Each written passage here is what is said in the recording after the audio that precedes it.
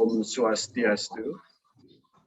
Om Swastiastu. Ya, baik Bapak Ibu, malam ini kita akan mendiskusikan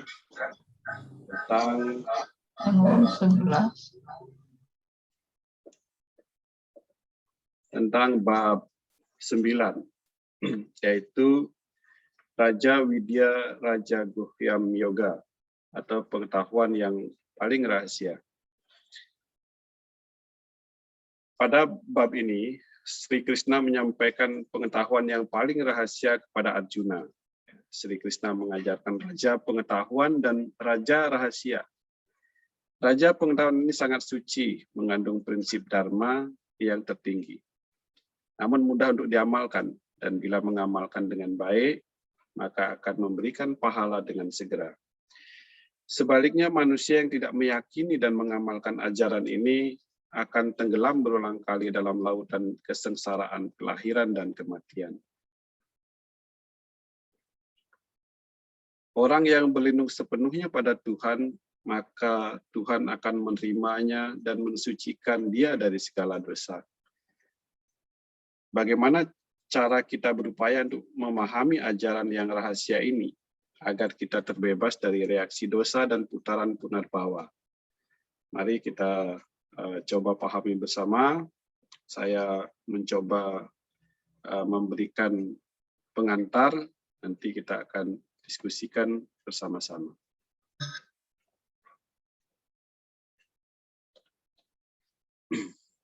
Ya, syarat dalam memahami ajaran rahasia.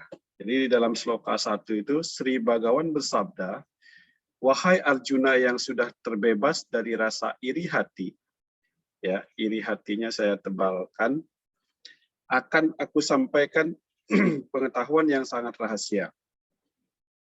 Sangat rahasia ini kepadamu. Pengetahuan ini penuh dengan pengetahuan sangat suci dan juga pengetahuan praktis yang patut dipahami. Setelah memahaminya, engkau akan terbebas dari segala hal yang tidak berberkah." Terbebas dari rasa iri hati atau membebaskan diri dari rasa iri hati yang disebutkan di dalam sloka 1 menjadi syarat pertama dan utama untuk dapat memahami ajaran yang sangat rahasia ini. Ya, syarat utamanya adalah membebaskan diri dari rasa iri hati. Seseorang akan terbebaskan dari kebodohan selama ia mendengar semakin banyak tentang Tuhan. Nah, yang berikutnya adalah mendengar, banyak mendengar. Cara mendengar tersebut dianjurkan dalam Srimad Bhagavatam. Sabda-sabda kepribadian Tuhan penuh kekuatan. Dan kekuatan-kekuatan itu dapat diinsapi kalau hal-hal mengenai Tuhan dibicarakan pada orang yang memiliki keyakinan yang sama. Ini tidak dapat dicapai melalui pergaulan dengan orang yang berangan-angan maupun sarjana-sarjana perguruan duniawi, sebab merupakan pengetahuan yang diinsapi. Ya. Jadi di sini ada catatannya bahwa untuk berbicara mengenai hal-hal ketuhanan itu hendaknya kepada orang-orang yang memiliki keyakinan yang sama. Jika tidak, mungkin nanti kita akan lebih banyak berdebat dan berpotensi menjadi olok-olok atau saling mengolok-olok. Dan kita bukannya dapat pengetahuan, justru nanti akan timbul rasa-rasa yang tidak diharapkan. Sloka pertama ini berarti ada makna khusus, ya. Kata-kata idam jenanam atau pengetahuan ini itu berarti bakti yang murni. Ya, bakti yang murni itu terdiri dari 9 kegiatan. Ada srawanam, mendengarkan, wedanam, membaca, kirtanam, melantunkan, semaranam, mengulang-ulang nama Tuhan, lalu pada sewanam, sujud bakti kepada guru, sangkyanam, menjalin persahabatan, dasyam, memuja Tuhan, arcanam, bakti pada Tuhan, dan 9 adalah sewanam. Ya.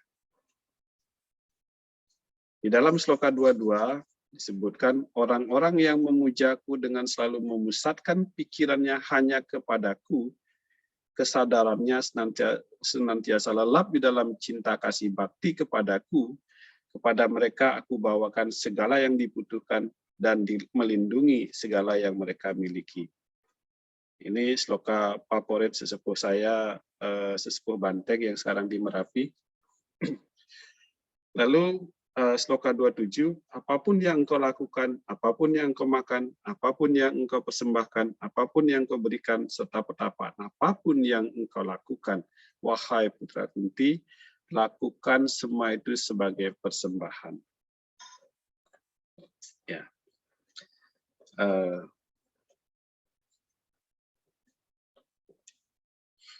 Bakti yang tulus, ya, di dalam bab 9 ini lebih banyak bicara bakti tulus, ya, bakti tulus dan bakti dengan harapan.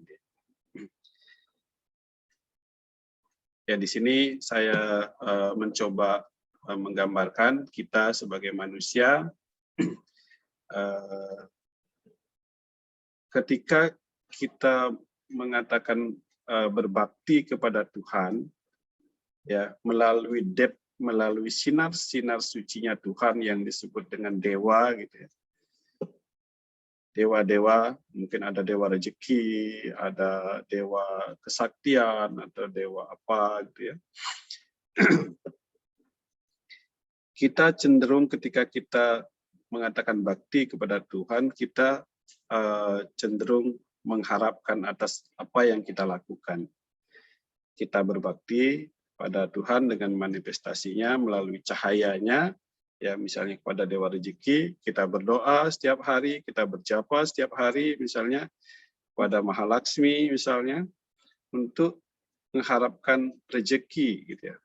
Kita ingin rezeki. Nah, ketika kita ingin rezeki, maka atas bakti kita, Tuhan itu yang sebenarnya memberikan rezeki itu melalui date-nya, melalui sinar sucinya, ya, kepada kita. Tetapi karena kita memohon, kita berdoa, kita berbakti dengan harapan, ya, artinya itu kan impas, kosong-kosong. Ya. Sampailah kita hanya pada sampai cahayanya beliau saja, gitu ya. Di dalam sloka 7:20, ya, di dalam bab 7 sloka 20, ya, kurang lebih orang yang dipenuhi keinginan menyembah para dewa sesuai dengan keinginannya. Ya. Jadi orang-orang yang dipenuhi keinginan-keinginan akan menyembah cahaya-cahaya Tuhan ini, hanya sampai pada cahaya Tuhan ini. Dia tidak memiliki tujuan untuk sampai pada Tuhan, tetapi hanya sampai pada pemenuhan harapan-harapannya saja. Di dalam sloka 9, di dalam bab 9 sloka 25, orang yang menyembah para dewa akan sampai pada para dewa. Ya. Tentu ketika orang hanya menyembah, tujuannya hanya sampai pada cahaya Tuhan ini, pada sinar-sinar suci Tuhan saja, maka dia sampai pada sinar suci Tuhan saja. Dia tidak sampai kepada Tuhan, gitu ya. Karena dia tidak memiliki tujuan ke sana, gitu ya. Dia hanya stop sampai di sini saja. Ya, di dalam bab 7 sloka 22, orang-orang yang melakukan pemujaan pada para dewa lalu terpenuhi keinginannya. Tetapi sesungguhnya akulah yang mengabulkan keinginan itu. Ya. Karena dewa itu adalah asal katanya dep, ya, itu berarti cahaya Tuhan. Ya. Bagian dari Tuhan itu sendiri. Lalu di dalam sloka bab 9 sloka 23, orang yang menyembah para dewa sesungguhnya mereka juga menyembah diriku, tetapi mereka menyembahku dengan mengabaikan aturan-peraturan suci. Ya. Ya, dalam bahasa sederhana saya bahwa ketika kita menyembah dengan tujuan-tujuan tertentu, ya, memenuhi harapan-harapan kita, ya, maka kita sampainya pada itu, pada pemenuhan harapan kita. Orang yang menyembah Tuhan melalui para dewa, mereka menyembah Tuhan untuk tujuan memenuhi keinginan-keinginannya. Maka sebagai upaya itu Tuhan memberikan apa yang menjadi tujuannya. Namun tujuan mereka bukan sampai pada Tuhan, sehingga mereka tidak sampai pada Tuhan, hanya sampai pada cahaya Tuhan. Ya, ini saya memberikan gambaran sederhana. Kita sebagai manusia seharusnya kita tujuan utama kita adalah sampai ke istananya Tuhan gitu ya, sampai pada Tuhan. Tetapi kita menetapkan target, menetapkan tujuan itu hanya sampai di sini gitu ya. Di tempat-tempat cahaya Tuhan gitu ya. Tidak sampai pada istananya Tuhan. Ya, maka kita akan sampai di sini saja gitu ya. Tetapi mestinya kita bisa melalui tahapan. Kita sampai pada tujuan yang pertama, lalu melanjutkan pada tujuan berikutnya, pada tujuan hakiki kita. Ya. Atau memang kesadaran kita terus tertuju kepada Tuhan dan kita tetap melakukan bakti kepada para dewa, leluhur dan sebagainya sebagai bakti, sebagai kewajiban kita sebagai manusia, sebagai anak cucu, anak keturunan untuk membayar hutang kita gitu. Namun kesadaran kita tetap arahkan kepada Tuhan. Ya, esensi persembahan dalam dalam bab 9 sloka 26, mereka yang dengan penuh rasa bakti mempersembahkan kepadaku walaupun hanya selembar daun, sekuntum bunga, satu buah dan setetes air. Jika semua itu dipersembahkan dengan penuh bakti oleh mereka yang berhati suci murni, maka aku menerimanya. Ya, jadi ini dipahami adalah hal yang sederhana gitu ya. Di sini di dalam kurung disebutkan walaupun hanya selembar. Jadi walaupun. Jadi kalau 2 lembar bisa, lebih banyak lagi bisa, boleh gitu ya. Tetapi nanti landasannya apa? Esensi persembahan adalah rasa bakti, bukan sekedar melaksanakan kewajiban karena sebuah ikatan take and give. Persembahan mengajarkan hati kita layaknya bunga harum dan indah, sehingga layaknya daun dapat menerima berkah matahari, lalu mewujud dalam buah perbuatan yang baik, serta membawa kesejukan dimanapun kita berada. Ya. Bakti tulus, ya, di sloka terakhir bab 9, ya, itu sloka 34. Lelapkanlah pikiranmu padaku, jadilah penyembahku, pujalah diriku, bersujudlah padaku, dengan menyerahkan diri sepenuhnya padaku dan menjadi aku sebagai tujuan akhir hidupmu, maka engkau pasti sampai padaku. Ya, saya memberi catatan di sini, landasan dasar yang disampaikan dalam bab 9 ini adalah bakti yang tulus murni atas upaya-upaya yang kita lakukan untuk menuju Tuhan. Bakti tulus murni tidak bercabang-cabang, tidak mendua. Bakti tulus murni tidak ragu, percaya sepenuhnya. Bakti tulus murni hanya memberi tanpa mengharap. Bakti tulus murni itu sederhana, hanya mengkondisikan kesadaran atas apapun yang kita lakukan, yaitu kesadaran bakti pada Tuhan.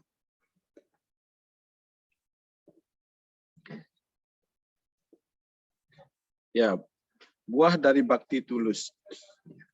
Di dalam bab 9 sloka 29, ya, aku bersikap sama pada semua makhluk.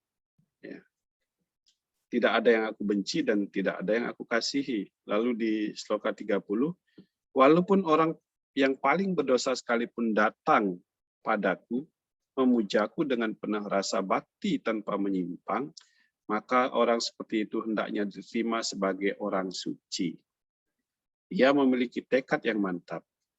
Dalam sloka 32, wahai putra Prita, walaupun orang sangat berdosa, pekerja kasar, petani, dan pedagang, wanita, tetapi dengan berlindung sepenuhnya kepadaku, maka mereka pasti sampai pada tujuan tertinggi.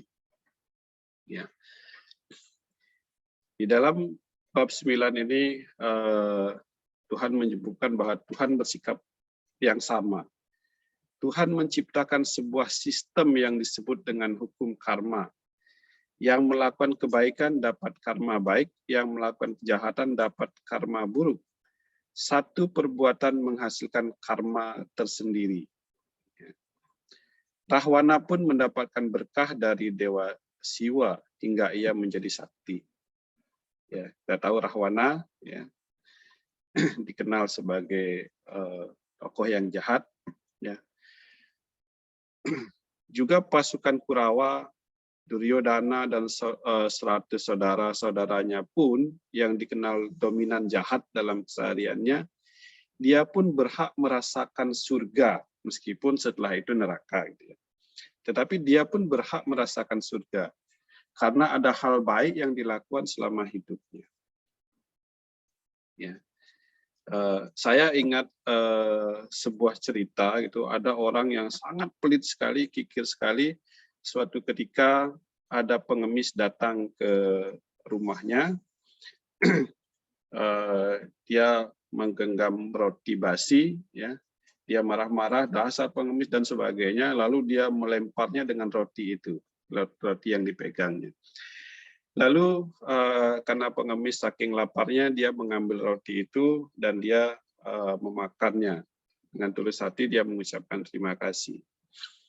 Pada saat orang tersebut meninggal, dia akan disiksa, dicambuk, tetapi cambuk itu tidak mengenainya karena ada satu benda yang terus menghalangi, sehingga ujung cambuk itu tidak sampai ke tubuhnya. Karena benda itu ada benda yang menghalangi. Benda itu adalah sepotong roti. Jadi sepotong roti yang dia berikan kepada pengemis dengan cara yang tidak baik, tetapi pengemis tersebut mendapatkan manfaat atas roti itu. Ternyata itu juga memberikan kebaikan. Meskipun besar dan kecilnya tentu berbeda. Cara orang memperlakukan Anda adalah karma mereka. Bagaimana Anda bereaksi adalah milik Anda. Ya. Orang terserah perlakuan kita, selama kita tidak pengaruh, maka kita tidak akan menerima karma buruk. Tetapi ketika kita bereaksi negatif atas perlakuan orang lain pada kita, maka kita pun akan menerima karma buruk. Ya. Baik, Bapak Ibu, sementara itu yang beberapa hal yang dapat saya sampaikan.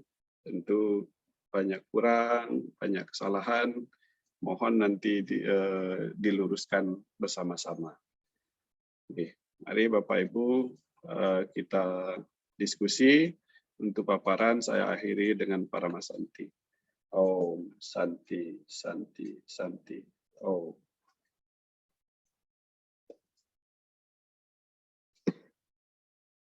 Oke, silakan Bapak Ibu, silakan buka mic-nya masing-masing.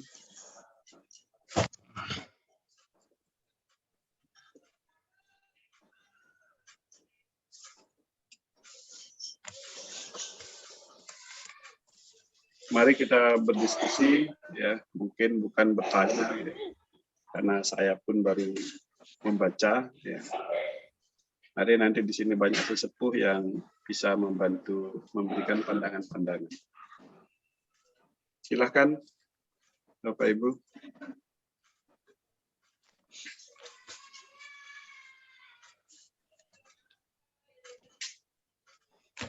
Oke, untuk membuka Pak Made.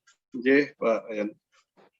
Supaya nanti diskusinya akan berlanjut, saya buka dengan sebuah pertanyaan. Di sloka 1, Pak Made, kita menemukan satu kalimat, saya baca aja nanti tidak salah.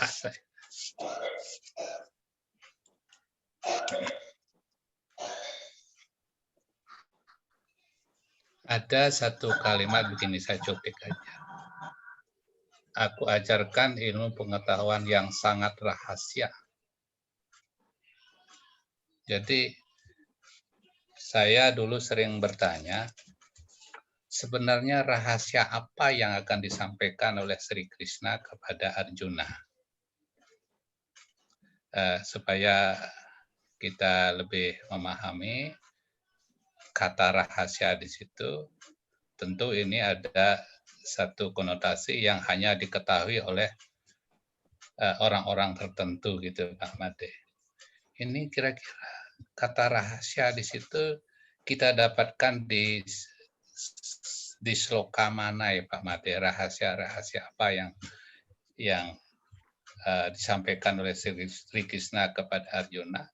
Mungkin sekarang karena kita pegang Bhagawan Gita, mungkin spirit Sri Krishna yang tertulis di dalam Bhagawan Gita ini juga rahasia itu juga termasuk disampaikan kepada kita. Nah, pertanyaannya sekarang, rahasia apa yang sebenarnya? Karena selama ini kan saya belum secara eksplisit gitu mendengar, ini rahasianya gitu. Sebenarnya hanya diketahui oleh orang-orang tertentu gitu. Pak Made tadi kan menyampaikan ajaran ini supaya didiskusikan dengan orang-orang yang memang percaya dengan ajaran Sri Krishna begitu.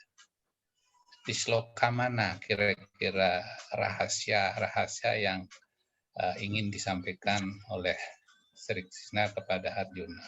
Apakah seluruh sloka di bab 9 itu adalah rahasia Sri Krishna kepada Arjuna atau Sri Krishna kepada kita? Itu mungkin yang pertama, Pak Made.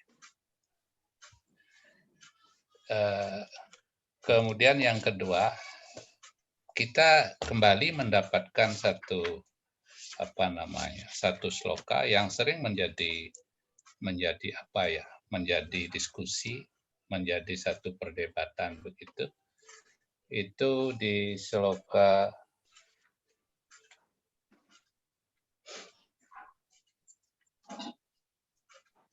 berapa tadi ya? Selokanya itu ini prinsipnya. Aku adalah pencipta seluruh makhluk hidup, tetapi kalau tidak salah ya, aku tidak berada di dalam makhluk itu sendiri. Ini kan sering deh, Pak jadi. Mic-nya tertutup, Pak Yan. Sorry. Saya ulangi aja, Pak Made. Oke, barusan saja kok. Yang tadi sudah. Oh gitu ya. Jadi yang kedua, sering sekali kita temukan satu sloka di bab-bab sebelumnya atau mungkin bab-bab selanjutnya nanti, bahwa Tuhan seolah-olah menciptakan sesuatu, tetapi beliau tidak berada di dalamnya. Gitu. Itu sloka berapa itu ya? Saya cari. Nah ini sloka 4 ya Pak Made ya. Seluruh alam semesta material ini ditutupi oleh wujudku yang tidak berbentuk. Dan seluruh makhluk hidup berada di dalam diriku, akan tetapi aku tidak berada di dalam mereka. Ini kan sering sekali menjadi diskusi yang menurut saya berkepanjangan. Kalau Pak Made mungkin ingat dari awal ini sloka-sloka seperti ini kan sering sekali menjadi diskusi yang akhirnya ujung-ujungnya mengapa seperti itu akhirnya belum begitu tuntas gitu. Ini mungkin Pak Made yang mungkin nanti kita perlu diskusikan. Kemarin kan juga ada ya Pak Made, kalau tidak salah di bab 8 ya, kalau tidak salah. Kemarin juga ada sloka seperti itu. Itu saja Pak Made. Jadi untuk mengawali diskusi ini, saya mengajak Bapak Ibu, Pak Made khususnya sebagai pembawa narasumber untuk mungkin membuka rahasia yang dimaksud oleh Sri Krishna kemudian disampaikan kepada Arjuna. Silakan Pak Made. Ya. Baik, ini sebatas pemahaman saya dulu saja ya Pak Wayan ya. Ya nanti diskusi maksud nanti saya kita para- diskusi. Para sesepuh pasti bisa menambahkan. Kalau saya lihat, saya juga awalnya ketika saya akan buat catatan itu, saya juga bertanya, ini rahasianya yang mana ya? Gitu ya. Saya bolak-balik.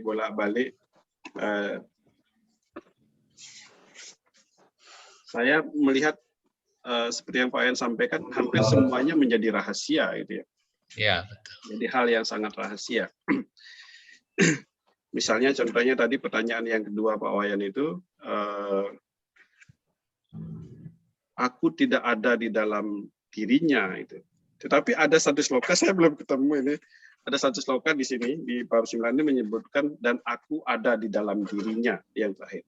Ya, yang sloka di atasnya menyebutkan adalah orang-orang yang tulus bakti gitu ya. Ya, itu di akhirnya disebutkan bahwa aku ada di dalam dirinya. Artinya Tuhan itu akan ada di dalam diri kita ketika kita memiliki ketulusan di dalam bakti. Ya. Itu yang sekaligus menjawab yang kedua ya, menanggapi yang kedua. Lalu contoh rahasianya misalnya yang di Patram Puspam Palam Toyam gitu ya. Kalau kita memaknai, mungkin kita berpikir yadnya itu, persembahan itu adalah sesuatu yang besar gitu ya. Tetapi ternyata tidak harus besar gitu ya.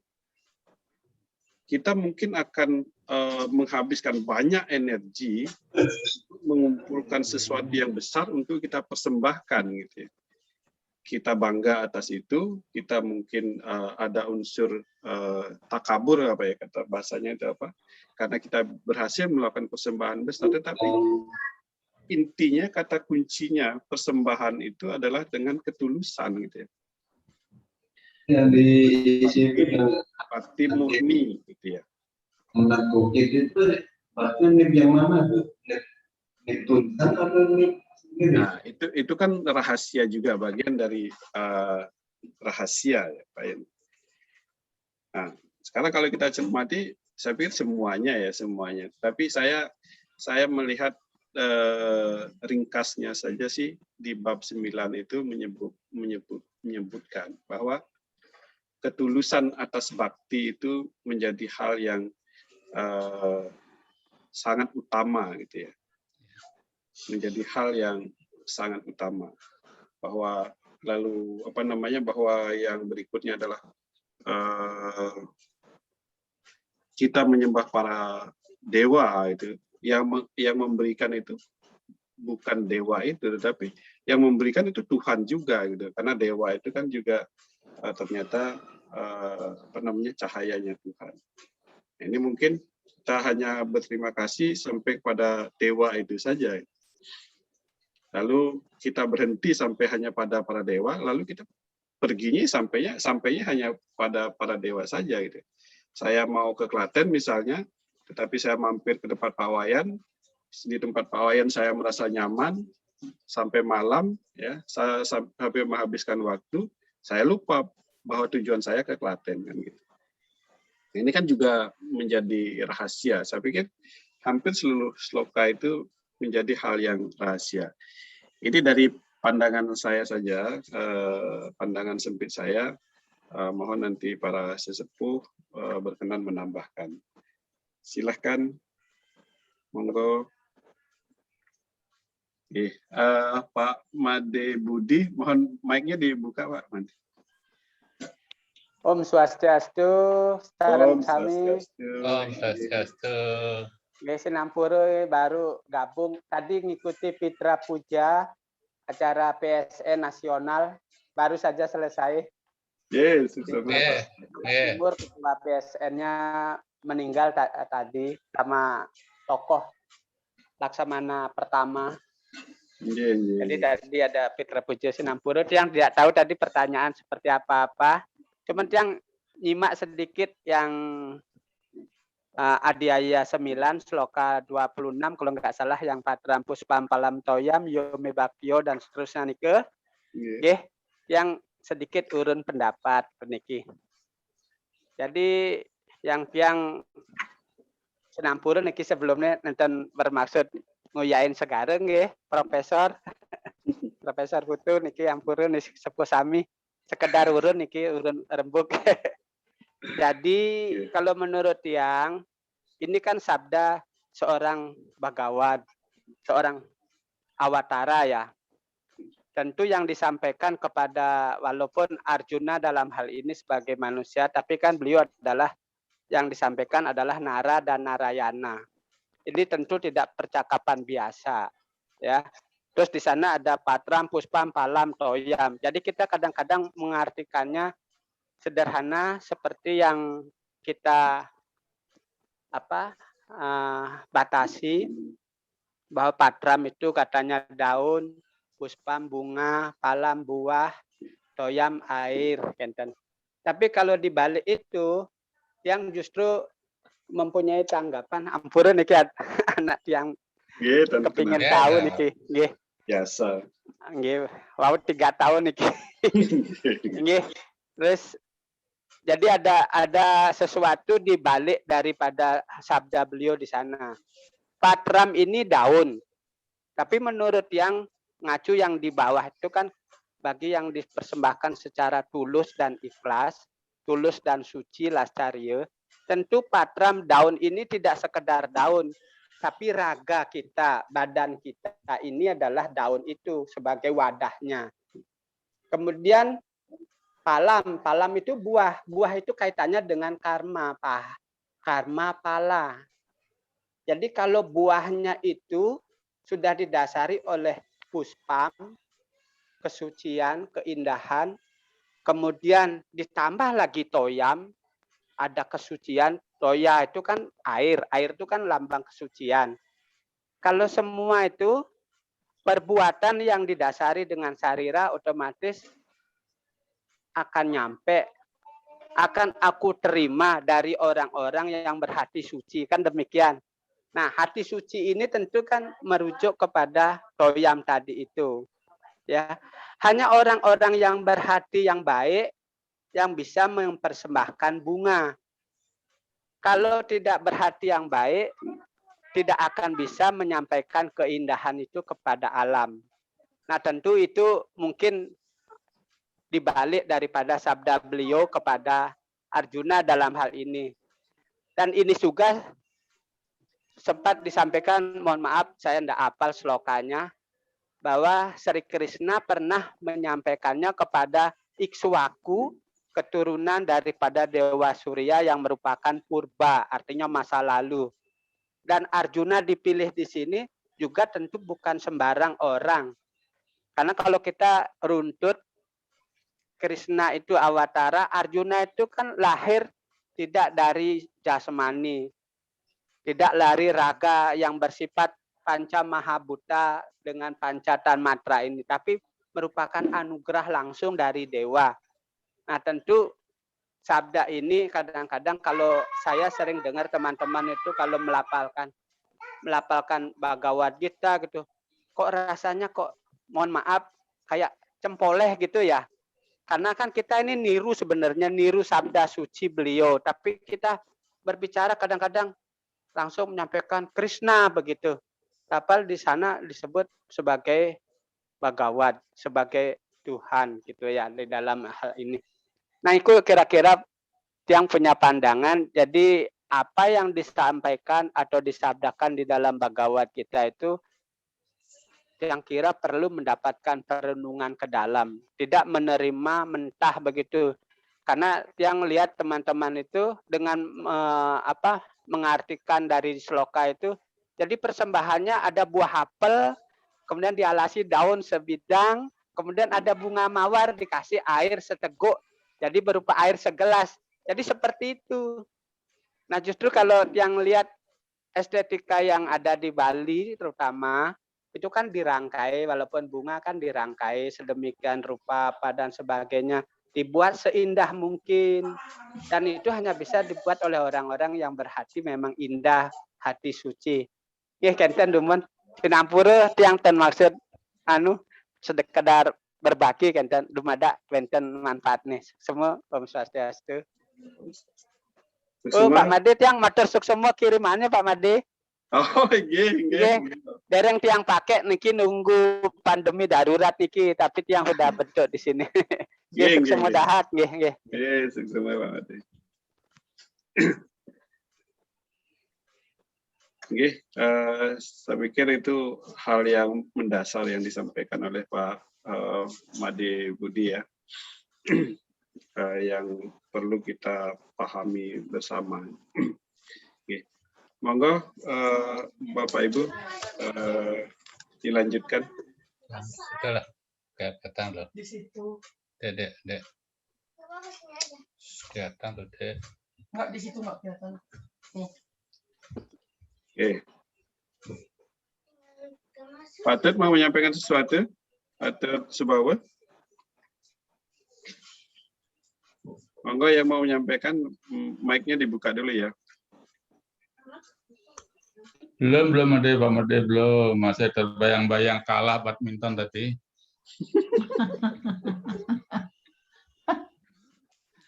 Ya. Oke, mungkin ada yang mau menambah pertanyaan biar nanti penjelasan akhirnya lebih luas lagi.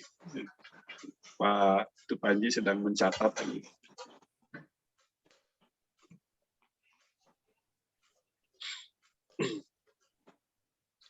Oke, kalau tidak ada, saya mohonkan Pak Utu Panji untuk menyampaikan.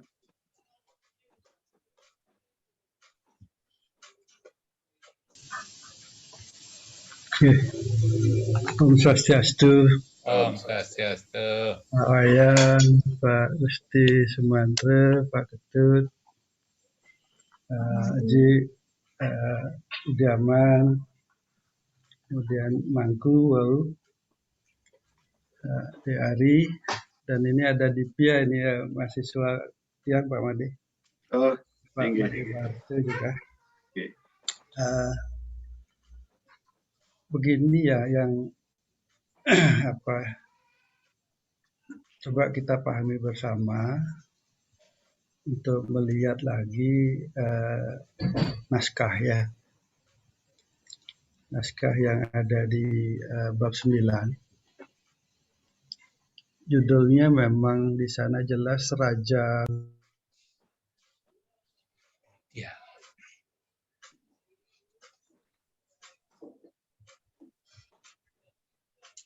Kok nggak kedengaran Pak tuh? Mic-nya termute Pak. Tuh. Oke. Ini adalah rahasia yang sangat mistik ya. Nah, pertanyaan Pak Wayan nanti bisa kita temukan kok bersama-sama ya. Apa yang tadi kita tanyakan bersama sejak dulu juga mungkin kita akan bertanya tentang itu ya. Rahasianya itu yang mana gitu ya. Di Sloka 1 di sana tertuang jenanam wijenana gitu. Ini juga mistiknya ada di situ ya. Ada rahasia di situ. Jadi jenanam itu pengetahuan yang berhubungan dengan hal-hal yang abstrak ya. Kemudian wijenana itu pengetahuan yang berhubungan dengan yang konkret. Jadi ada yang bersifat soft ya, ada yang bersifat hard gitu. Ya, ini. Nah, kalau di dalam tubuh kita itu ada fisik yang bersifat wijenana, kemudian ada adiakmannya yang bersifat soft gitu ya, yang bersifat jenanam. Gitu. Semua makhluk memiliki itu gitu, ada hard dan softnya. Ya, semua makhluk memiliki itu. bunga fisiknya bunga Kamboja ya, melati, kemudian warna-warna ya, warnanya berbeda-beda, kemudian ada harumnya yang, nah softnya itu yang bersifat jenanam itu. Kemudian fisik-fisiknya itu yang bersifat wijenanam. Nah dari situ dasar yang pertama untuk bisa mencari dan menemukan mistik kerahasiaannya gitu. Jadi ada rahasia di situ. Di dalam adhyaya-adhyaya sebelumnya ya jelas sekali juga bagaimana kita menyadari diri atau membangun kesadaran samnyasa itu gitu. Untuk tidak sekedar melihat diri sebagai fisik gitu ya. Sebagai materi gitu. Nah, ini nyambung dengan penjelasan tadi dari Pak Mangku ya. Pemahaman tentang Patram Palam Puspam Toyam itu ya. Jadi bisa juga begitu. Kemudian diterjemahkan secara material juga tidak salah gitu. Tidak salah ya. Jadi kedua-duanya benar gitu ya. Jadi bagaimana memahami, nah akan lebih bagus kalau dua-duanya itu bisa dipegang, dipahami. Jadi wahai Arjuna yang sudah terbebas dari rasa iri hati gitu ya. Nah, hanya orang-orang yang terbebas dari rasa iri hati yang akan bisa menemukan itu gitu. Maksudnya apa? Jadi orang yang memiliki rasa iri hati, ya, itu adalah orang-orang yang terjebak dalam alam berpikir materi saja, gitu. Jadi sumber iri hati itu pasti material, gitu.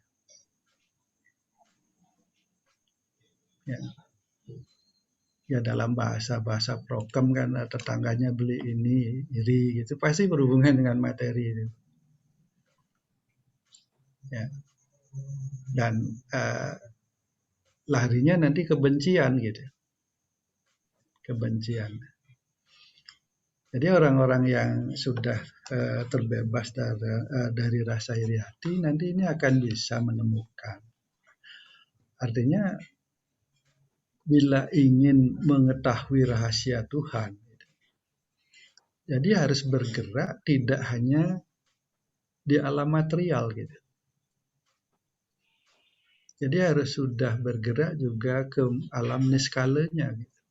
Jadi apa yang ada di balik itu gitu. Mistiknya dia. Nah, kalau di situ disebut mistik ya. Akan aku sampaikan pengetahuan yang sangat rahasia kepadamu. Jadi ini menggambarkan, menciratkan kalau ingin menemukan kerahasiaan Tuhan ya janganlah berhenti berpikir hanya di materialnya gitu. Ya, saya ulangi, jangan berhenti. Karena untuk menemukan beliau juga harus melalui materialnya. Nanti kita bisa cari ya di sloka berikutnya ya. Pengetahuan ini penuh dengan pengetahuan sangat suci ya. Dan juga pengetahuan praktis gitu. Yang patut dipahami gitu. Jelas ya. Jadi begitu kita mengenali sosok manusia, itu adalah perpaduan hardware dan software gitu. Perpaduan antara raga dan jiwanya gitu.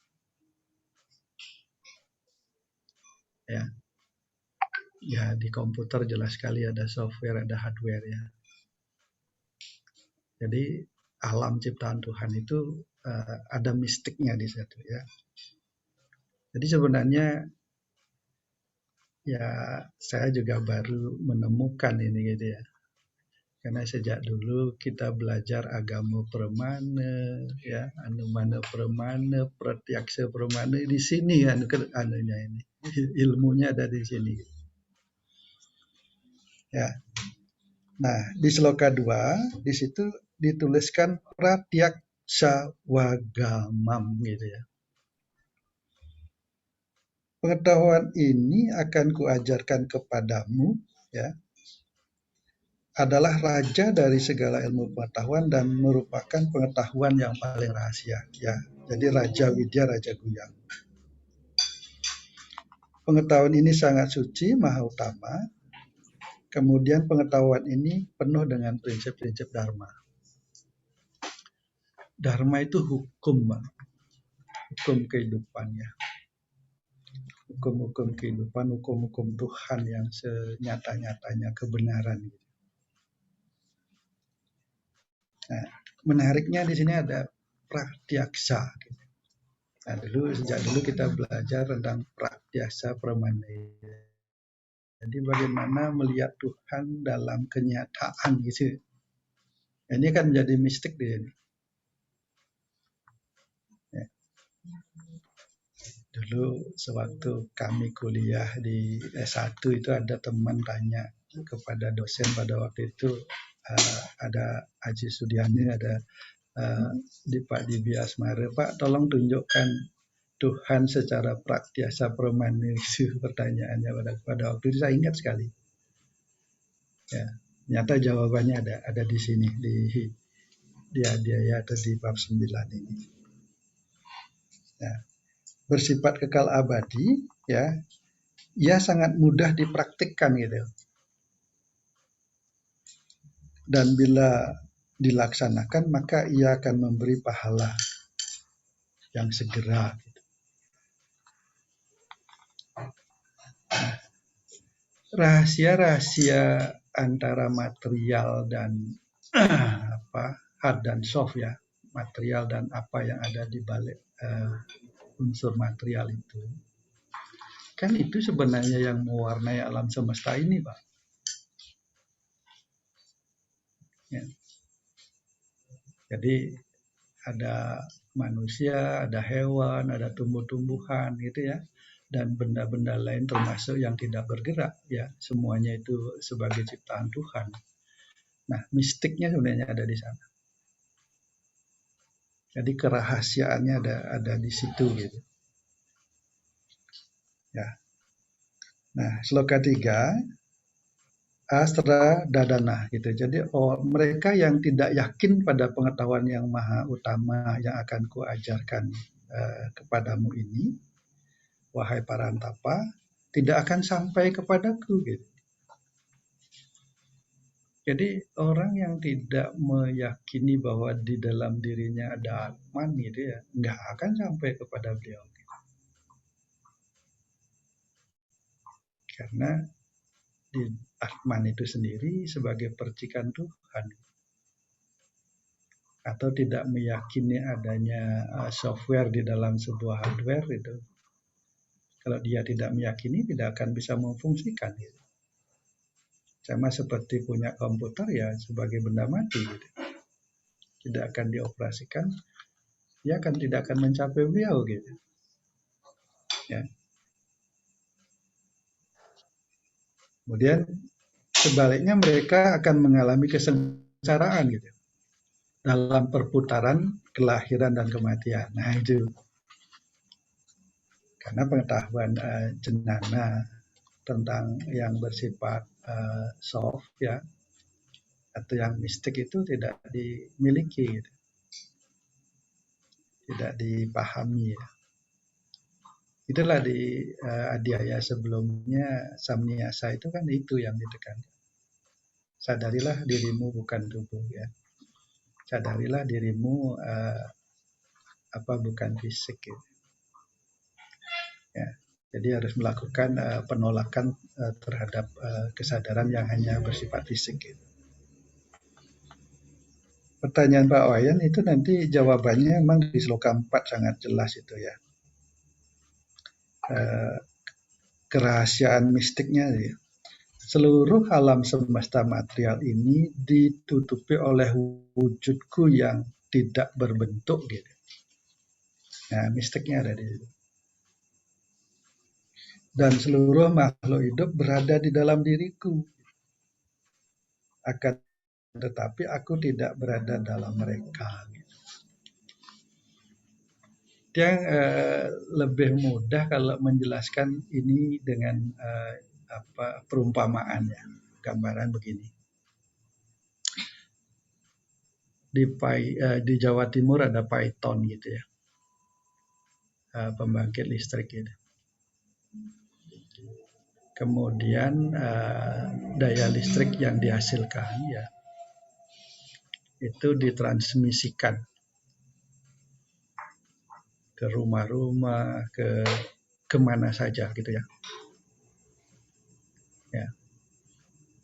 ke industri ya, untuk menggerakkan, menghidupkan segala hal gitu. Nah, Tuhan sebagai generator energi gitu ya, jadi mengalirkan energinya ke seluruh ciptaannya gitu. Ke seluruh makhluk yang ada di alam ini. Nah, yang mengalir itu adalah arus beliau gitu. Energi beliau yang mengalir sampai ke seluruh ciptaannya. Jadi di Sloka 4 ini yang sering juga mungkin menjadi pertanyaan itu, ya, tidak berbentuk, seluruh makhluk hidup berada di dalam diriku gitu. Jadi lampu-lampu yang ada di rumah kita ini itu berada di dalam diriku. Ya. Kemudian aku tidak ada di dalam mereka. Jadi Python itu, lampu-lampu yang ada di rumah kita ini ada di dalam naungannya Python, gitu.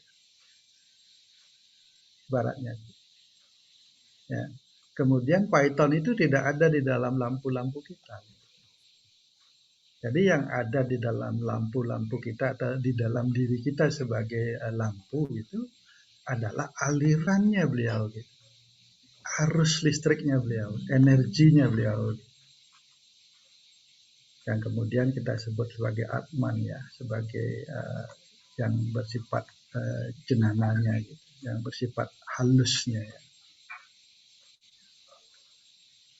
Nah, saya kira dengan ilustrasi itu akan lebih mudah memahami kalimat atau naskah di Sloka 4 itu, untuk bisa menjelaskan bahwa ya, aku tidak berada di dalam mereka. Mereka ada di dalam diriku gitu ya. Jadi gambarannya seperti itu. Nah, bagi orang-orang yang tulus melakukan bakti suci, itu sama dengan ya lampu yang menyala yang saklarnya on gitu. Jadi lampu yang menyala yang saklarnya dalam keadaan on gitu. Jadi yang pikirannya selalu terhubung kepada beliau gitu. Karena saklarnya on, maka beliau siapapun orang itu akan tercerahkan terus-menerus gitu. Ya. Sebaliknya yang saklarnya off gitu ya. Sebenarnya beliau sudah ada tetapi tidak menyalakan ya. Tidak menghidupkan dirinya. Jadi sama dengan orang yang lupa dengan beliau gitu. Jadi orang yang lupa dengan beliau itu ibaratnya kita punya lampu yang saklarnya sedang off gitu. Ya, orang yang ingat pada beliau ibarat lampu yang saklarnya sedang on gitu. Nah, persoalan yang kita hadapi sering lupanya daripada ingatnya gitu. Lebih sering off-nya daripada on-nya gitu. Bagaimana kemudian mempertahankan on condition itu yang panjang ini, yang untuk selalu ingat. Nah, persoalannya di situ, ya. Nah, ada cara yang di sini juga kemudian disebutkan, ya, untuk selalu melihat beliau ada di dalam seluruh ciptaannya. Gitu. Ya. Melihat api, oh ada beliau di situ. Melihat air, oh ada beliau di situ. Melihat cahaya matahari, oh di situ ada Tuhan ya. Melihat bunga, oh di situ ada Tuhan. Sehingga kemudian kita orang Hindu di Bali yang juga di Jogja ngatur orang Banten itu canang itu di mana-mana gitu. Itu sangat benar sekali ya untuk mengaturkan canang itu di semua tempat ya. Ya, ini dilandasi oleh itu, oleh prinsip bahwa Tuhan itu ada di mana-mana dan seluruh alam semesta ini dilingkupi oleh Beliau ya. Jadi di sloka 4 itu rahasianya di situ. Kemudian di sloka 5, tetapi seluruh makhluk hidup juga tidak berada di dalam diriku. Gitu. Ya. Jadi seluruh makhluk hidup, balon-balon ini tidak ada di Python gitu. Lampu-lampu yang ada di rumah, kulkas ini tidak ada di Python gitu yang maksudnya. Jadi seluruh makhluk hidup tidak berada di dalam diriku.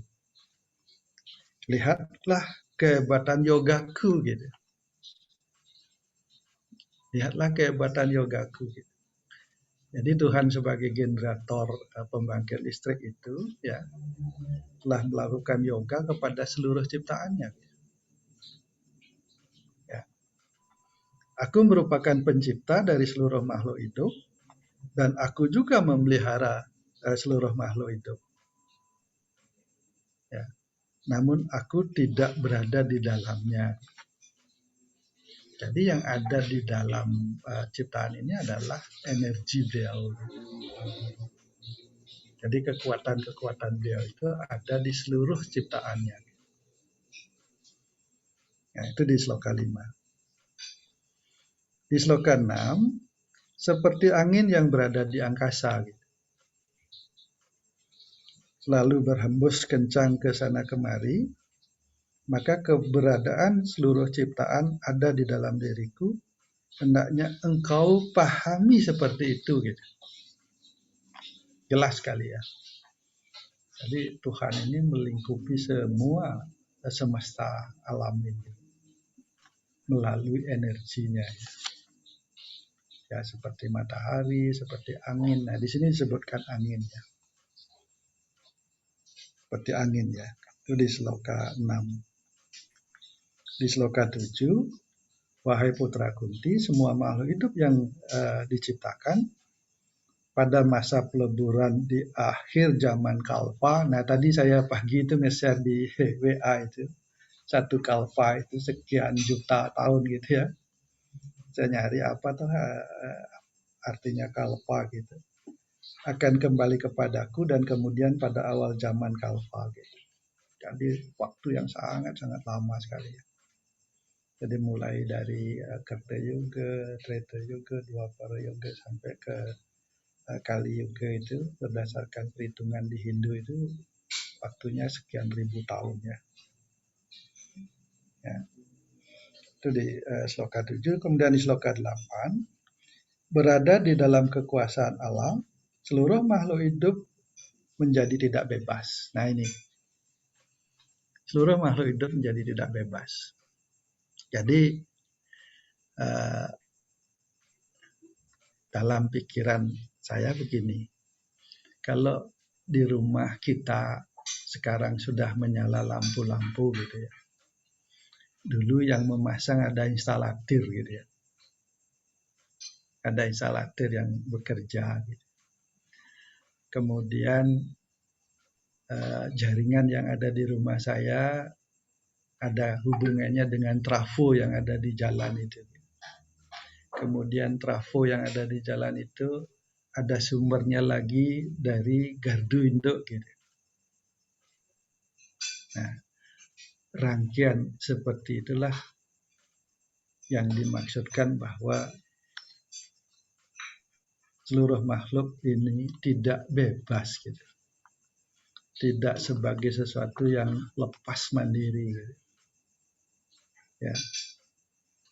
Jadi dengan memasukkan ke dalam diriku seluruh alam semesta ini, maka aku menciptakan berulang kali. Ya, ada proses penciptaan berulang kali karena ada keterikatan satu sama lain. Gitu ya. Di sloka 9, wahai Dananjaya, sang perebut kekayaan, pada semua kegiatan penciptaan dan lain-lain tersebut, aku tidak pernah terikat dan seolah-olah bersikap netral. Ya. Jadi generatornya itu Tuhan sebagai generator tidak pernah terikat. Jadi yang terikat ini adalah jaringan-jaringan energi beliau yang menggunakan atau yang memanfaatkan berkah energi beliau. Nah, jadi dengan demikian Tuhan dalam wujud energinya bisa kita tangkap ada di mana-mana dengan pratyaksam gitu. Jadi dengan penglihatan langsung ya, Tuhan ada di tanaman, Tuhan ada di hewan ya, Tuhan ada di tumbuhan ya, Tuhan ada di dalam buah gitu. Jadi dengan cara seperti itu ya kita akan bisa membangun kesadaran akan hadirnya Tuhan di setiap ciptaan dan di setiap saat. Itulah yang tadi saya sebut bagaimana caranya meng-on-kan ya saklar kita. Gitu. Jadi agar kita selalu tune on gitu. Dalam bahasa di Bhagavad kita sebut dengan bhakti yang tulus gitu. Jadi bhakti yang tulus itu orang yang sudah lekat ya. Lekat dengan beliau gitu. Orang yang selalu ingat kepada beliau. Ya. Nah, tentang pemujaan kepada leluhur sampai ke leluhur, kemudian memuja dewa, itu sangat-sangat benar ya. Sangat-sangat benar. Ya. Yang saya masukkan sangat benar ya kalau memang tujuannya di situ ya di situ sampai gitu. Kemudian kalau ingin nanti meningkatkan kepada tujuan berikutnya, kenapa tidak? Gitu. Hanya sering kita mungkin masih sering berdebat, menyalahkan kalau hanya memuja leluhur ya, tidak memuja yang di atasnya itu. Sering juga ada yang berpikir begitu ya. Ya. Apapun adalah sebuah proses tangga gitu ya untuk sampai kepada beliau. Tapi paling tidak kalau pemahaman kita menyeluruh, oh saya sampai di situ nanti akan ke situ gitu ya. Kenapa tidak gitu? Karena sangat berbahaya nanti kalau memuja leluhur disalahkan nanti sanggahnya dibubarkan di rumah ya. Atau tidak ada penghormatan kepada orang tua itu juga tidak tepat juga gitu. Karena harus memang secara bertahap seperti tadi disampaikan di sloka ini tidak ada kebebasan yang murni gitu. Karena ada penciptaan itu membangun keterikatan satu sama lain. Ada hukum-hukum gitu. Maka ada kemudian fitrarana ya. Kemudian itu memunculkan fitrayatnya ya. Kemudian dewarana, kemudian memunculkan dewayatnya gitu. Nah, ini adalah proses edukasi yang sangat baik sekali ya. Dan hanya Bhagavad Gita yang bisa menjelaskan ini dengan baik gitu. Sebagai sesuatu yang mistis ya, yang sangat rahasia. Sehingga memang sangat benar ini adalah Raja Widya dan Raja Guhya. Jadi sangat-sangat betul sekali ananya ya. Bisa dipahami secara logis gitu. Jadi secara nalar yang sangat jelas itulah anunya ya. Bagaimana menemukan jenanam, wijenana, kemudian adi buta, adi daiwa, ya, kemudian ada adi yatnanya Tuhan gitu yang bekerja, dan di situ bisa kita temukan dalam berbagai wujud ciptaan beliau.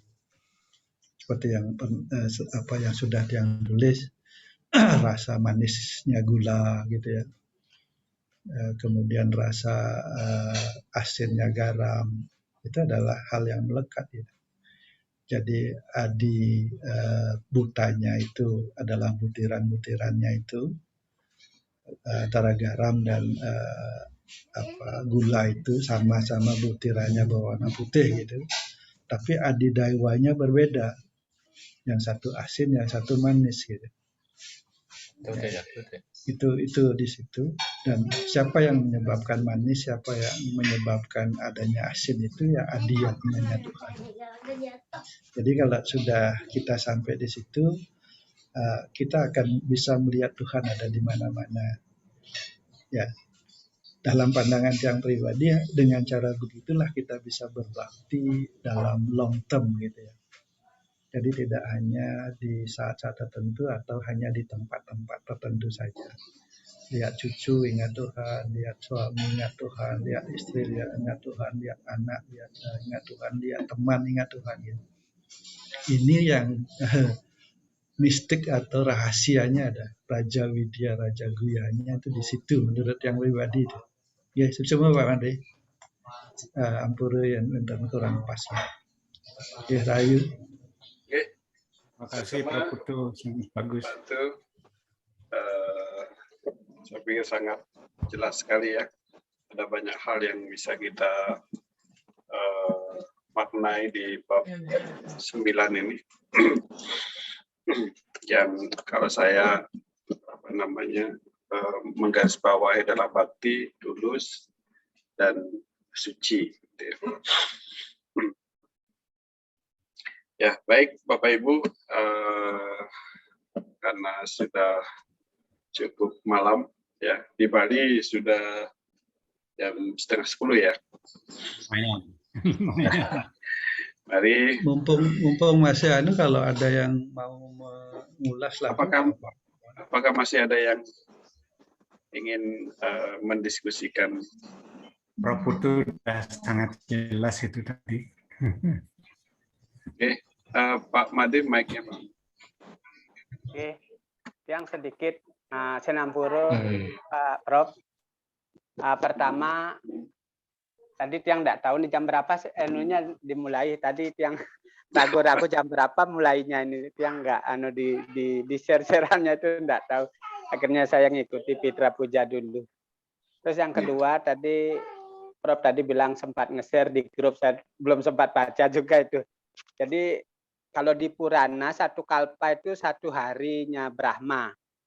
1 hari Brahma sama dengan 1000 Mahayuga. 1 Mahayuga itu catur yuga. Nah, catur yuga itu sama dengan 12.000 tahun dewa. 12.000 tahun dewa itu kalau di manusia sama dengan 4,32 miliar tahun. Itu yang ada di Purana, Prof. Sekedar mungkin teman-teman ingin rinciannya lebih kurang begitu. Terus yang kedua, Prof. Sinampura. Jadi tadi kan memang di beberapa sering menyebutkan kalau engkau menyembah pada dewa, maka engkau akan datang kepada dewa. Engkau akan menyembah pada siapa, maka engkau akan datang kepada tertentu gitu. Ada satu yang sering menjadi rujukan. Jadi pertama dalam Ramayana, Gunamantu sang Prabu Dasarata, kira weruh ring weda, bakti ring dewa, muang swagotra kabeh kan genten nggih. Jadi pada intinya beliau tahu tentang Weda, beliau menjalankan apa yang dalam yatnya. Nah, kemudian di sisi lain juga ada disebutkan bahwa Brahma itu adalah orang tua dari seluruh makhluk karena beliau sebagai pencipta. Kemudian dijelaskan lebih lanjut sebenarnya siapa sih yang jadi leluhur? Karena kita kalau cara Bali kan nakenang, sira niki tuun, iki nak i dadong nih tuun, iki nak i wayah tuun. Berarti kan yang kita ini sebenarnya bisa disebut leluhur juga. Namun dalam reinkarnasi atau kelahiran lebih lanjut. Jadi kalau diruntut, siapa leluhur itu? Kalau di atas sekali, akhirnya tersuju kepada Brahma. Akhirnya Brahma itu adalah merupakan ciptaan daripada Brahman. Maka leluhur yang paling utama adalah adalah Brahman. Jadi cara balik kan pungkusan nih ke. Ini nadane itu nak panwayan nadane itu panluh adane. Jadi Brahman itu sesungguhnya adalah yang menciptakan Brahma. Jadi kalau misalnya di kita saling runtut sinampura niki pandangan tiang ya. Menawi tiang keliru, mungkin Bapak Ibu yang lain juga. Nah, itu akhirnya ada lagi sisi lain begini. Leluhur itu dipandang lebih tinggi kedudukannya dari para dewa. Karena para dewa pada saat diciptakan, pernah beliau kemudian mencipta, padahal beliau tidak diberikan tugas untuk mencipta. Sedangkan Pitara, jadi asal-usulnya leluhur niku, karena beliau melakukan sesuai dengan swadharmanya, maka kedudukan Sang Pitara itu lebih tinggi daripada para dewa. Nah, niki merujuk kepada tadi kan nyebut Sinampura leluhur, nah, jangan sampai salah nanti sampai ngugang merajan kenten nggih. Kadang-kadang kita saling di masyarakat sering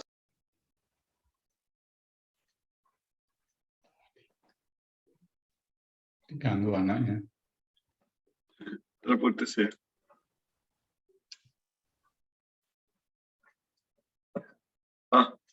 Mic-nya di termute Pak Made. Oh nggih, Sinampura. Tadi sempat putus tadi. Oh nggih. Ya, jadi kalau dirujuk seperti niku. Kemudian ada tadi kan Profesor juga menyampaikan tentang kita melihat Tuhan itu istri sebagai Tuhan, misalnya ada di dalamnya, atau suami bahwa tidak lain adalah sesungguhnya juga Tuhan yang ngejawanta gitu kan. Niku kan wenten seperti itu. Kalau dihubungkan dengan catur marga, niki kan raja marga juga. Jadi tingkatan yang paling tinggi di mana setiap yang ada di luar kita, bahkan kita sendiri, sesungguhnya adalah hakikat beliau yang maha kuasa dalam bentuk percikan kecil ya yang ada di dalam diri, yaitu jiwatman yang ada di kita. Sedangkan yang ada di tumbuhan adalah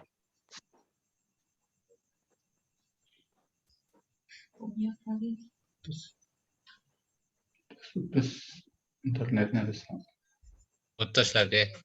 Ya, saya kira udah bisa ditangkap mananya penjelasan. Ya Sinampura niki putus-putus. Ya tiang kira nike tiang kira nike Sinampura niki pandangan tiang mudah-mudahan tiang juga bisa tercerahkan. Nggih ngirim Prof Sinampura Bapak Ibu yang lain. Nggih, sesama mantap. Nggih, dikit Pak Made. Masuk semua Pak Budi, Pak Made Budi. Bagus sekali juga penjelasannya ya, melengkapi. Dan kemudian bagaimana kita menegakkan ya, mendudukkan agama ya, secara secara utuh, komprehensif gitu, dalam jenana wijenana, dalam skala niskala, dalam seluruh rangkaian kehidupan gitu. Sehingga karena ini agak rahasia, kemudian juga sering juga agak secret ya, dan jangan sampai nanti ada praktek-praktek yang kita lihat juga di lingkungan masyarakat kita itu ya, yang kemudian muncul apa yang disebut dengan langkah-langkah ekstrim gitu ya. Itu terjadi, itulah yang menurut yang pribadi perlu kita pikirkan ya.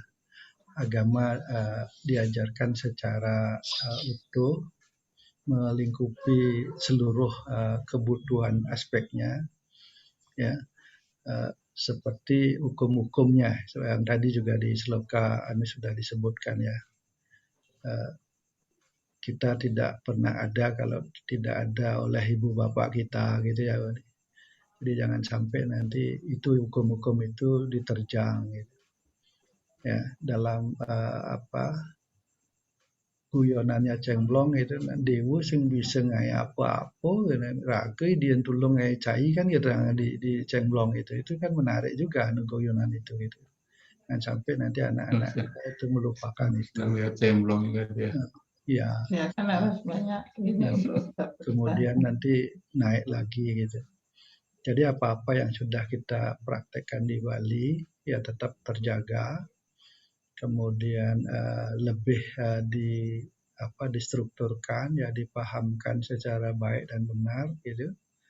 Sehingga nanti tidak ada terjadi hal-hal yang melompat gitu ya, karena sangat mungkin juga orang berpikir melompat. Kalau dia ingin melompat, ya sudah saya tidak perlu lagi berhubungan dengan leluhur saya gitu. Bisa terjadi seperti itu. Nah, itulah yang maksudkan bagaimana kemudian mendalami ini kembali ke sloka ke bab 9 ya, antara cenana wijenana itu. Kemudian yang mistiknya kita mulai temukan gitu ya. Yang senang karena dulu pratyaksa permain itu nggak mungkin gitu.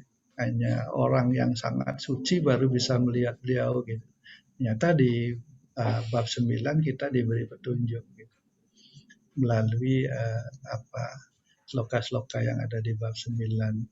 Jadi mistiknya itu sudah dijelaskan di situ. Ya. Jadi Raja Guyanya itu jelas. Yang kira itulah yang selalu dia katakan sangat bangga menjadi Hindu karena punya tuntunan yang jelas gitu. Jadi sangat bangga menjadi Hindu karena punya tuntunan yang jelas. Tadi juga sudah disebutkan bisa dioperasionalkan gitu. Jadi bisa dilakukan dengan konkret ya. Ya, itu Pak Made. Mungkin tambahan. Oke, semua Kepaji, Made Budi, Niki Wenten, Pak Gusti, Sumantra, dari Bali ya. Ngelang jelas. Om Swastiastu Sareng Sami. Om Swastiastu. Dan Sami Umat Sedharma, Titjang saking Bali. Bali Barat nih, Jembrana nih. Oh Jembrana. Niki bisa niki topiknya niki Raja Widya, Raja Guyam Yoga, pengetahuan yang paling rahasia. Namanya di yang wajan niki judul puniking, niki sangat menarik bagi tiang. Riantukan niki kalau tiang simak penjelasannya, khususnya yang dari Pak Made selaku pengantar diskusi niki. Untuk kita terbebas dari dosa. Berarti lain bebas dari dosa niku berarti kan kita sesuai dengan ajaran agama Hindu niku moksa kan gitu. Artinya moksa tidak punarbawa, tidak samsara. Itu niki berarti kita kaitannya dengan karma pala niki. Berarti kita harus memutus yang namanya karma pala untuk menuju moksa kan gitu. Nah tentu di sini yang kita harapkan adalah secara konkret bagaimana caranya gitu ya. Apa passwordnya untuk menuju moksa itu kan begitu nih. Passwordnya. Tentu kalau kita berbicara masalah punarbau, artinya setelah kita tidak ada,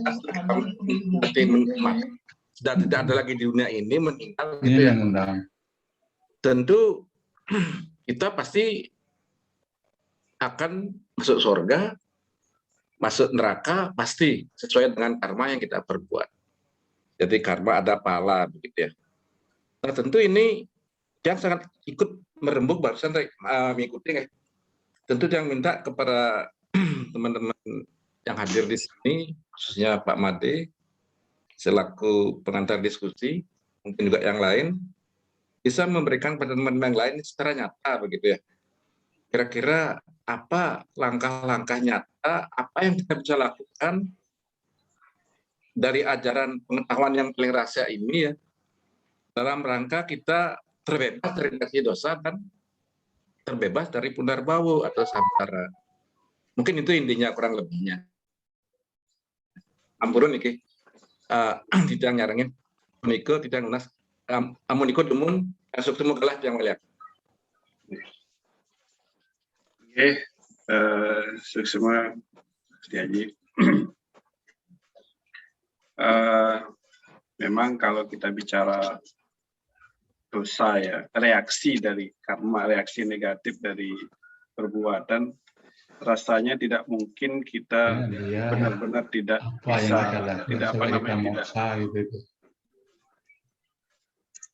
tidak mungkin kita benar-benar terbebas dari reaksi, karena setiap kita melakukan perbuatan pasti ada reaksi atas hasil dari perbuatan itu. Sementara kan kita hidup bermasyarakat gitu ya. Misalnya kita ngomong dalam 12 jam itu kan nggak mungkin itu benar semua, nggak mungkin itu menyenangkan semua, nggak mungkin itu tidak ada yang menyakiti orang kan, pasti akan selalu ada kan ya. Nah, kalau kita melihat ke ke dalam Waraha Purana gitu ya, disebutkan bahwa dengan membaca kitab suci setiap hari gitu ya, berapa sloka dan sebagainya, itu akan mampu menghancurkan, membakar reaksi-reaksi dari dosa itu. Nah, kalau kita lihat juga di dalam Padma Purana, karena yang kita baca ini Bhagavad Gita, dalam Padma Purana itu juga disebutkan ya, dengan rutin membaca sloka suci gitu ya, semakin tentunya semakin lama semakin diresapi, semakin dihayati, semakin disadari gitu. Maka itu mampu membakar dari reaksi-reaksi negatif atau reaksi-reaksi dosa. Lalu kalau kembali ke awal tadi yang saya sampaikan, itu ada Nawawida Bhakti, namanya 9 bakti yang bisa kita lakukan gitu ya. Yang kalau bahkan Pandawa pun kan sempat merasakan neraka gitu ya, kalau di dalam ceritanya itu. Akan Pandawa kecuali Yudhistira itu kan semua mengalami masuk neraka karena ada kecenderungan hati, ada kesalahan, hal-hal kecil yang mendasar ya, yang itu menjadi reaksi negatif. Jadi kalau kita mengacu kepada pedoman-pedoman yang ada itu yang sepanjang yang yang saya ketahui, ya, yang pertama kita lakukan kegiatan-kegiatan karena kan jenana dikatakan bahwa yatnya yang paling yatnya dari segala yatnya itu adalah jenana yatnya gitu. Jadi pada pengetahuan gitu ya, pada pengetahuan ini juga yang menjadi di bab 9 media rahasia kan ya. Karena dengan pengetahuan, apapun yang kita pikir, apapun yang akan kita lakukan itu kan berdasar dari pengetahuan kita. Gitu. Jadi pengetahuan kita yang paling bertanggung jawab terhadap apapun yang kita lakukan. Maka kalau pengetahuannya dari dasarnya itu dibenari gitu ya, dia memiliki pandangan yang wawasan yang luas sehingga menjadi pandangannya benar, maka seluruh pemikiran dan perbuatannya akan menjadi benar.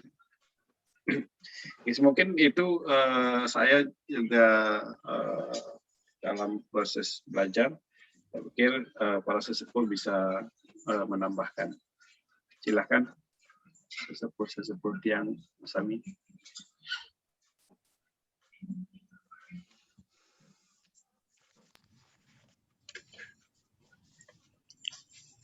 Pak Made, saya mungkin dikit Pak Made. Oke, silakan Pak Koyan. Om Swastiastu. Tadi kalau tidak salah ditanyakan apa sebenarnya keywordnya kalau kita kepingin moksa begitu ya Pak? Pak siapa tadi Pak? Pak Gusti ya. Passwordnya ini penting nih, napi moksa nih kan password mereka. Tapi ya artinya gini Pak, saya kembali kepada bagawan kita yang sedang kita diskusikan malam hari ini. Bagawan kita itu sebenarnya sudah memberikan petunjuk yang begitu jelas bagaimana kita mencapai moksa. Jadi ada tuntunan-tuntunan yang diberikan oleh Sri Krishna kepada Arjuna begitu. Nah, pada era sekarang, era kita, saya anggaplah Arjuna itu adalah sebagai kita sekarang. Kemudian Bhagavad Gita adalah spirit daripada Sri Krishna. Di situ beliau sudah memberikan tuntunan sangat banyak. Kalau Anda tidak melakukan ini, Anda akan begini begitu. Nah, sekarang persoalannya kan begini. Ini adalah tuntunan, adalah pedoman. Seperti kita, kalau saya gambarkan begini, seperti kita mencari SIM, kita sudah diberikan tuntunan kalau begini tidak boleh menggok ke kanan, kalau begini tidak boleh muter. Tapi kadang-kadang pada prakteknya kita sendiri yang kadang-kadang abai terhadap apa yang sudah disampaikan di dalam pedoman waktu mencari SIM begitu. Nah, ini mungkin yang perlu kita terus giatkan seperti Pak Putu Panji tadi sampaikan bahwa kita selalu berusaha untuk meng-on-kan daripada saklar kita supaya kita selalu terhubung dengan beliau. Ketika kita bisa terhubung terus-menerus sama beliau, tentu kita akan mencapai tujuan kita yang tertinggi begitu. Jadi sekali lagi menurut saya begitu yang saya pahami, ini adalah sebuah tuntunan, tinggal sekarang kita. Apakah kita akan mematuhi tuntunannya, ataukah kita menggok-menggok sedikit, ataukah menggok-menggok banyak begitu. Ini sekali lagi tergantung dari karma kita. Jadi kembali lagi kepada kalau kita melakukan lepas daripada apa yang ditunjukkan oleh Sri Krishna, tentu ada konsekuensi yang harus kita terima begitu. Jadi sekali lagi itu yang bisa saya sampaikan. Bagaimana kita ini adalah tuntunan untuk kembali kepadanya.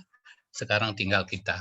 Apakah kita mau mengikuti tuntunannya, ataukah kita mau setengah, atau mau seperempat, atau mau lebih, atau 100% kita mengikuti. Saya kira kalau saya pahami seperti itu, Pak. Jadi sekarang tergantung dari kitanya sendiri, kita masing-masing untuk mengimplementasikan ajaran beliau.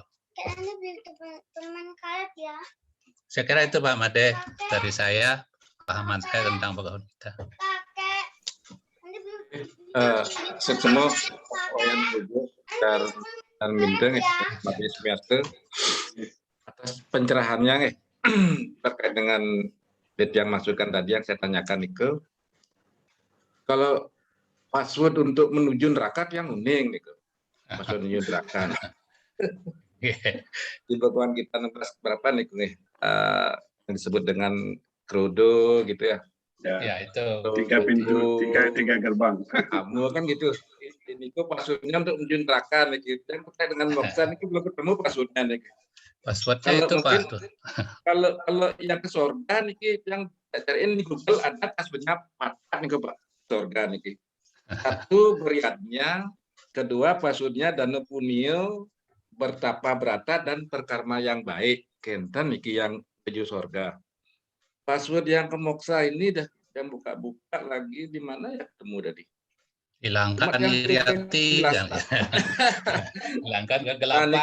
Niki Pak Made niki Pak Prof mungkin. Niki kalau yang di Google niki apakah seperti ini ya kira-kira? 4 untuk menuju moksa itu ada 4 yang bisa kita lakukan. Jadi maksudnya ada 4 yang disebut dengan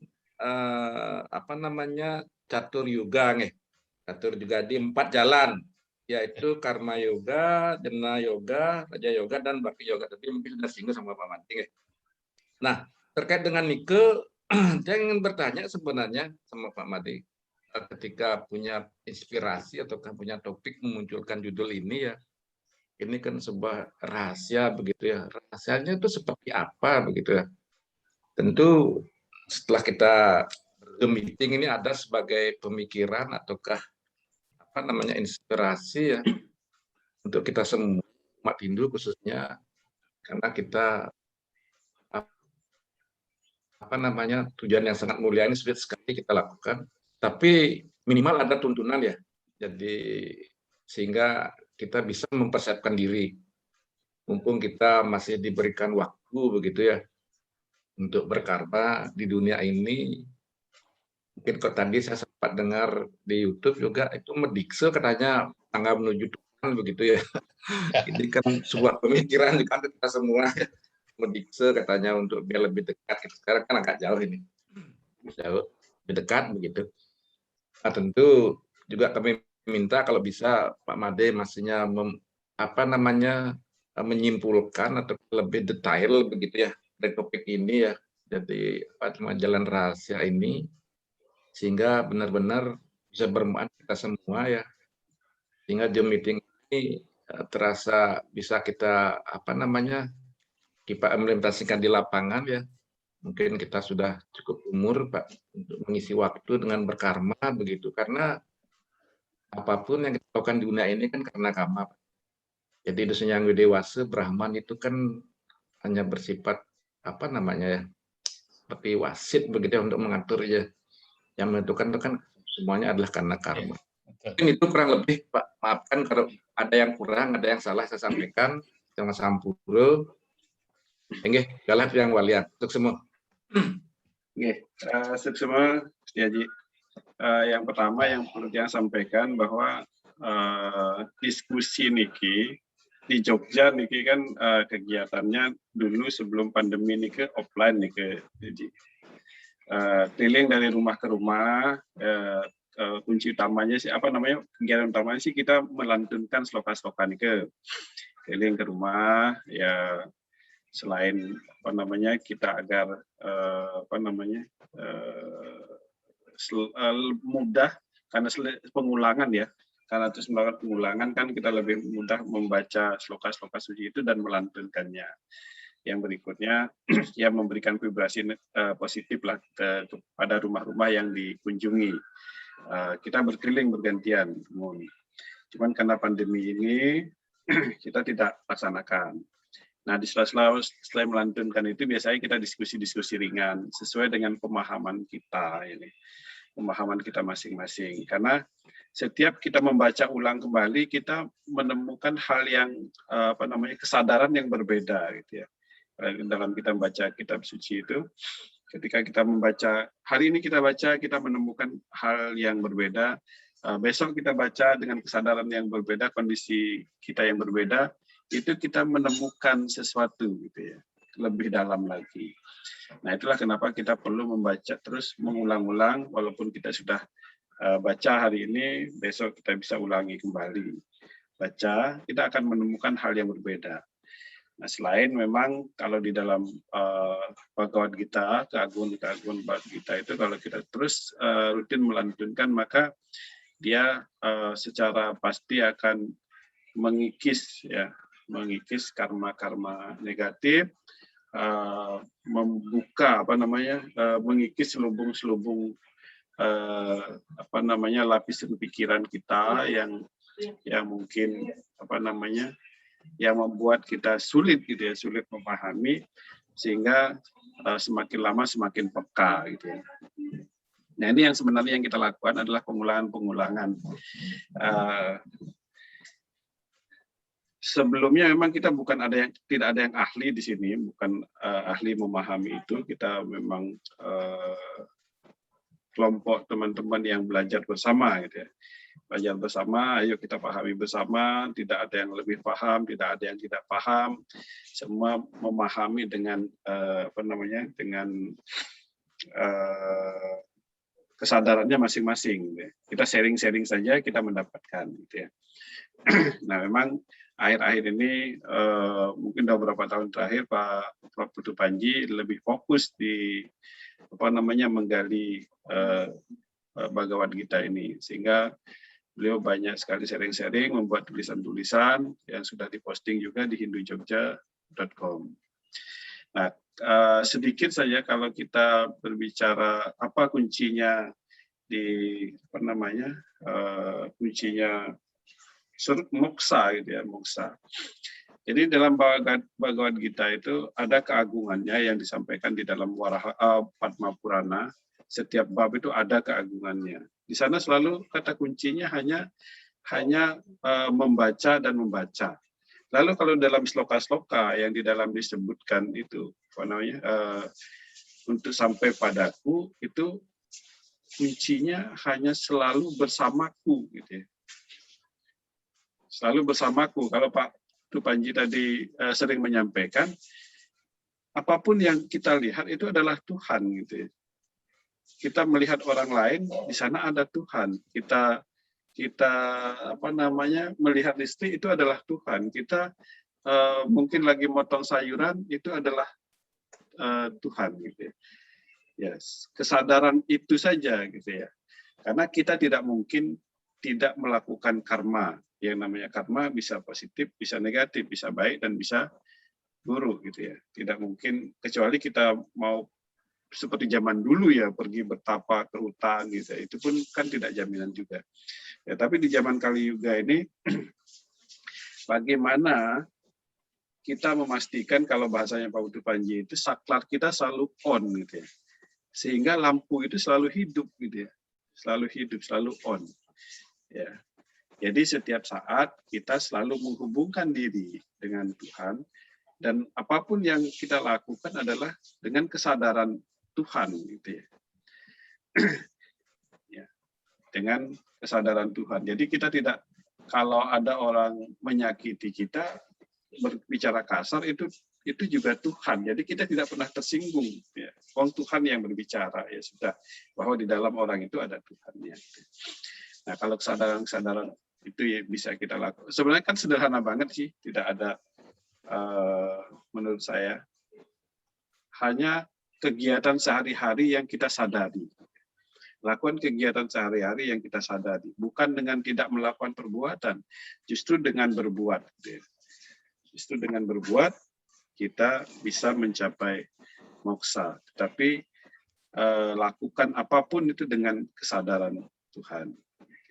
Ya, secara teknis kan banyak, ada Nawawida Bhakti, itu tadi ada 9 Bhakti yang bisa dilakukan. Salah satunya adalah selalu berjapa, menyebut nama Tuhan, gitu ya. Terus yang terakhir itu ada seva melakukan pelayanan. Ya, saya pikir Nawawida Bhakti kan bisa dicari. Itu kan secara teknis. Ya, salah satunya misalnya Madikse tadi ya, itu salah satu teknis gitu ya. Tetapi apa tujuan Madikse itu yang terpenting kan.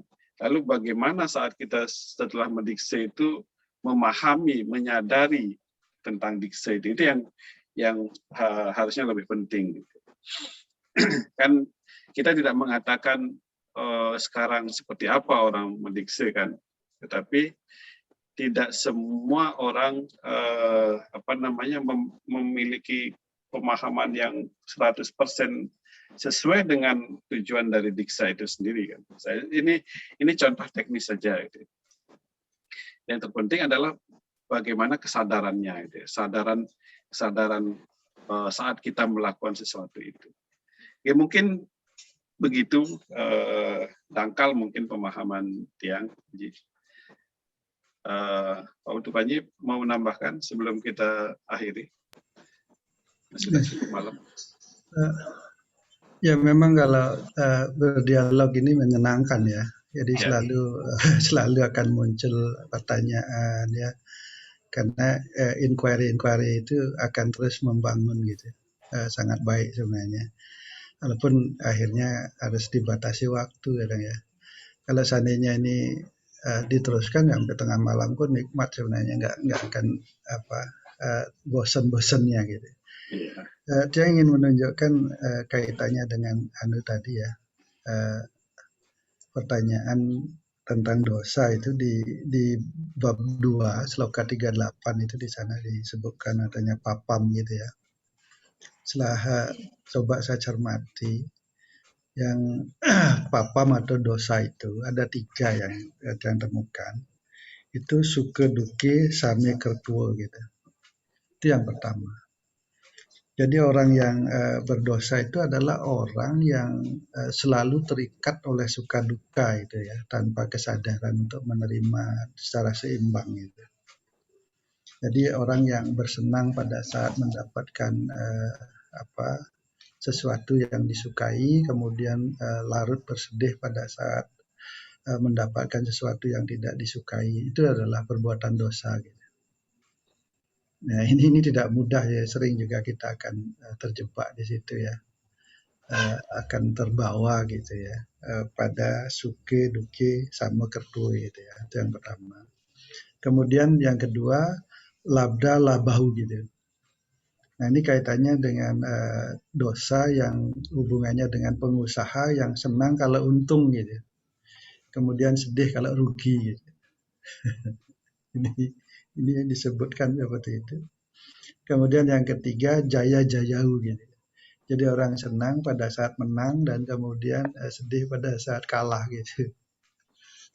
Nah belajar itu saja sudah tidak mudah ya. Belajar itu aja tidak mudah. Jadi kalau kita kaitkan dengan dosa itu ada di situ gitu. Di 3 itu juga sudah setiap hari kita temukan ya. Kadang di rumah kopinya kurang manis atau kemanisan aja udah marah gitu. Itu sebenarnya juga sudah bagian-bagian latihan-latihan kecil Pak. Bagi kita semua ya yang juga tidak mengatakan sudah mampu gitu ya untuk mengatasi hal seperti itu. Kadang-kadang di pura jadi pemangku juga sering marah karena duponya kurang atau canangnya kurang itu misalnya. Nah ini hal-hal yang seperti itu begitu kita meruntut kemudian menemukan sastranya gitu ya. Jadi artinya yang kita lakukan dengan kesadaran sastra kan selalu dikatakan jauh akan lebih bagus daripada yang tidak pada saat menemukan. Saya kira pertemuan kita ada pertanyaan sebagai pemantik ya, kemudian ada diskusi, ada pembahasan, ada sharing satu sama lain.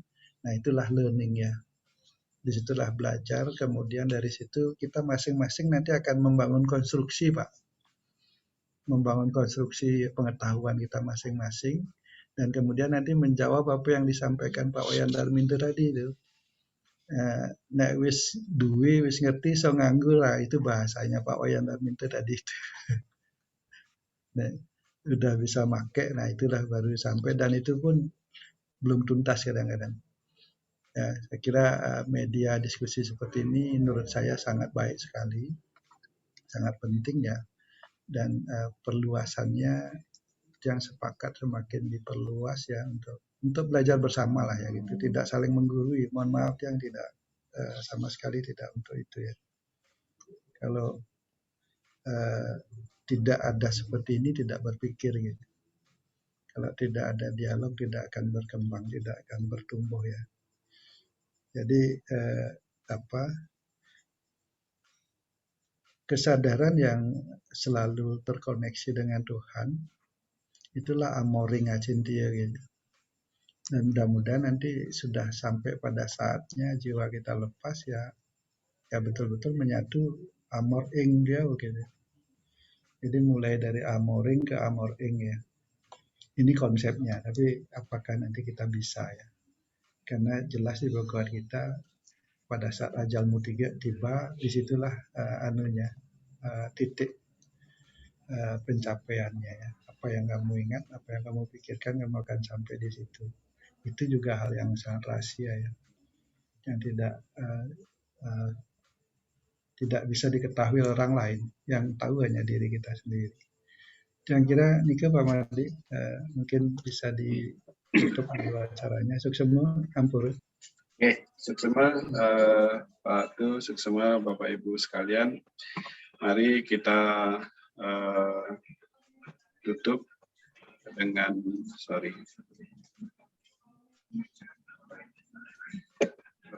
dengan Santi Mantra.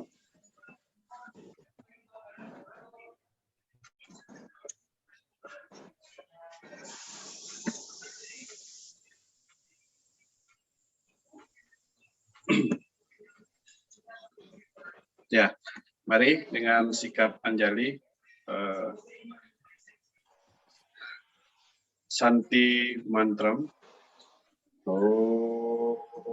Om Dio Santirantariksam Santir Prithvi Santir Apa Santir Osadaya Santir Vanaspataya Santir Visve Deva Santir Brahma Santir Sarvam Santir Santir Eva Santir Sama Santir Edi Om Santi Santi Santi Om